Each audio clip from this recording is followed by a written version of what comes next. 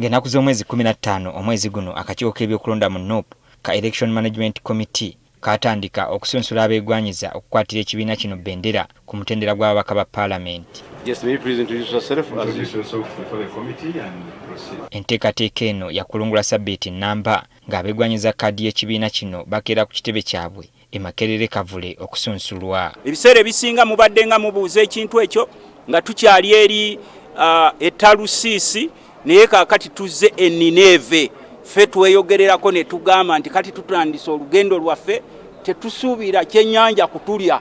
N'ova mu Parliament nga toyogedde ku patent rights and copyrights kiba kitegeeza siraba ani gw'oba okiikirira. Kati oluvannyuma lw'okwekenneenya buli kimu akakiiko k'ebyokulonda mu NUP olwaleero kafulumizza amannya gaabo abaweereddwa kkaadi y'ekibiina kino. Mr. President, sir, I want to report to you that whatever we have here has been done diligently and transparently, and these are the best candidates that we have produced to you so far. Ku makya ga leero ssentebe w'akakiiko k'ebyokulonda mu NUP Harriet Chemutai akwasizza kuli ekibiina kino Robert Kyagulanyi Ssentamu olukalala okuli amanya g'abawanduddwako eddusu.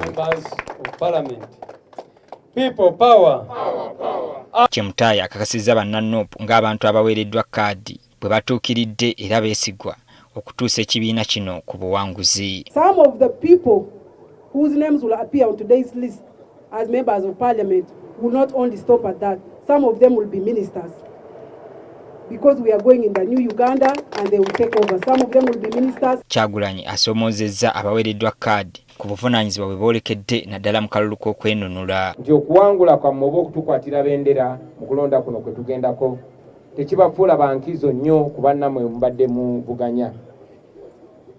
Kino ate kyongere baleetera kwetoowaza mumanye nti mwe mulondobeddwamu mu bannaffe okutukulembera kuno olutabaalo. Muli bakulembeze si bafuzi, muli ba commanders. Abatafunye kkaadi Kyagulanyi abakalaatidde obutaggwaamu maanyi batunuulire ekiruubirirwa ekinene eky'ekibiina. Saba mujjukire nti waliwo obuvunaanyizibwa obwa buli muntu. Olinaaba mu buyinza buli omu ajja kuba ne kyakola, buli omu ajja kuba n'obuvunaanyizibwa, buli omu talanta ze n'obusobozi bwe n'ebitendo Katonda byamuwa bijja kufuna bwe bikozesebwa ku lw'okuzimba Uganda yaffe empya. Era waliwo akakiiko ak'enjawulo akateereddwawo eri abo abatali bamativu na bivudde mu nteekateeka eno kye bagenda okwekubira enduulu nga kakulirwa Moses Kanaabi. Whichever results are released are subject to 2 days of petitions. The committee is headed by Dr. Kanaabi Moses, our organizing secretary. It has Comrade Kasim Fatuma, who is right here.